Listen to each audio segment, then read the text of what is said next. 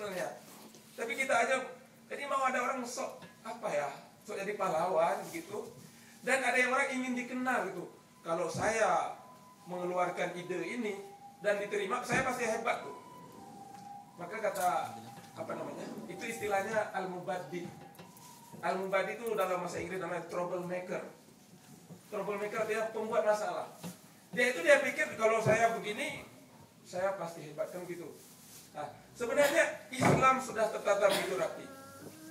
Misalnya tadi masalah toleransi beragama, sudah begitu bagus dalam Islam. Ya bagaimana kita menghormati orang lain. Ya, jadi haram bagi seorang Islam mengganggu orang-orang non-Muslim yang tidak mengganggu kita. Jadi sudah ada HAM dalam Islam. Ya. Jadi hari ini kenapa ada orang ini memang dia ingin terkenal gitu, ingin menonjol supaya disebut pahlawan. Itulah dalam istilahnya al-mubaddi, troublemaker, dan itu akan ada. Nah, memang kata Rasulullah, salah satu aqabhunna min ba'di. Ada 3 perkara yang akan aku takutkan akan menimpa umatku setelah aku tiada. 3 hal. Pertama, ad-dhalalatu ba'dal ma'rifah. Umatku hidup sesat setelah mendapat ilmu. Banyak kita lihat kalangan ulama kita, ini mohon maaf. Dulu dia begitu hebat, semangat pergi ke pesantren, belajar ngaji. Jadilah dia seorang ulama besar. Dulunya begitu taat dia. Ketika dia menjadi seorang ulama besar, dia banyak pengikutnya. Bahkan merasa diri hebat, akhirnya tidak salat lagi barangkali. Atau tidak ke masjid lagi. Loh, kenapa bapak tidak salat lagi? Kalau saya kan ilmunya sudah beda dengan kalian semua gitu. Jadi dia sudah sesat hidupnya setelah mendapat ilmu. Ini kata Rasulullah. Jadi banyak ulama yang menganggap dirinya sudah keramat, ibadah saya cukup oleh anak buah saya. Kemudian yang kedua, dari ad-dhalatu ba'da ma'rifati wa mudhillatul fitan, timbullah fitnah yang menyesatkan. Di kalangan umatku akan timbul fitnah. Jadi itu fitnah itu. Fitnah itu bisa berupa ujian. Jadi umat Islam sendiri yang memunculkan masalah yang sebenarnya tidak ada masalah.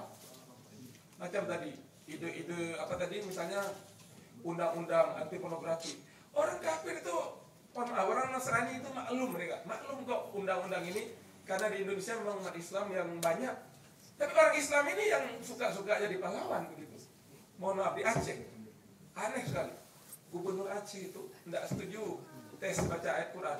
Tes baca Quran bagi anggota DPR untuk Aceh. Kan aneh itu. Masa orang Aceh, memang orang Aceh itu harus bisa baca Quran. Gubernur yang nggak setuju nih Bang. Itu. Jadi fitnah itu akan timbul dari umat Islam sendiri. Kemudian yang satu lagi, wasyahwatul batani wal farji, umatku akan diperbudak oleh nafsu syahwat perut. Dia masukkan apa-apa saja ke perutnya dan syahwat seksual. Itu memang sudah dikatakan Rasulullah. Jadi umat Islam di akhir zaman itu memang akan dikirim ulama-ulama su'u, ulama jahat. Jadi ulama jahat itu akan dikirim ketika kondisi umat Islam rusak. Jadi bukan ulama yang memberi pencerahan, tetapi ulama yang membuat masalah, keluar ide-ide macam-macam. Jadi memang ada. Nah, bagaimana menyikapi ini? Bagaimana menyikapi? Kita bukan penguasa, cuman kita bisa berdoa. Dan kita harus punya ikhtiar bahwa generasi setelah kita, anak kita tidak boleh begitu. Jadi sebenarnya dari rumah, jadi ibda' binafsih, saya punya anak, Pak Sidik punya anak, Bapak punya anak saya harus taat, anak Pak Sidik harus taat, anak Bapak harus taat, dan insya Allah akan muncul orang-orang taat. Begitu. Jadi semua kita harus merubah. Mungkin kita sulit untuk merubah ini, karena kita bukan penguasa. Dan ini memang sekali lagi Allah akan mengirim orang-orang jahat, pemimpin-pemimpin jahat. Seandainya rakyatnya sudah jahat. Ketika pemimpin terbaik terpilih karena rakyatnya baik, percaya.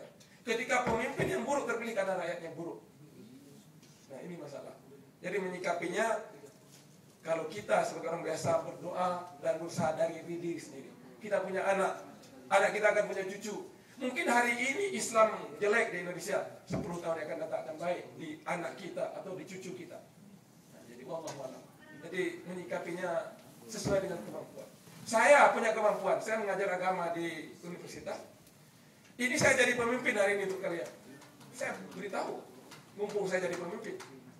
Jadi kapan kita punya kesempatan sampaikan agama, sampaikan yang terbaik, itu saja. Saya kira memang akan macam-macam timbul lagi Pak, macam-macam timbul lagi. Kenapa? Karena negeri kita memang hukumnya sangat lemah. Kalau ini masih kecil masalah. Masalah yang paling besar adalah masalah nabi palsu. Inilah fitnah yang paling berbahaya. Sudah berapa kali muncul ajaran-ajaran yang mengatakan diri sebagai nabi, bahkan malaikat. Kenapa ini bisa muncul terus? Karena hukum di Indonesia sangat lemah. Sebenarnya untuk masalah ini tidak ada pilihan lain, Pak. Harus dipancung. Masalah agama tidak boleh main-main.